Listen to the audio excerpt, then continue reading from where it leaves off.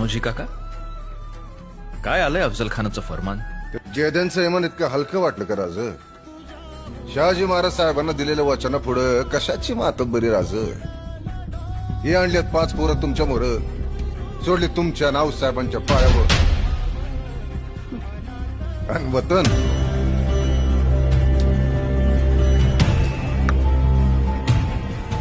हे सोडलं वतन आऊसाहेबांच्या पायावर.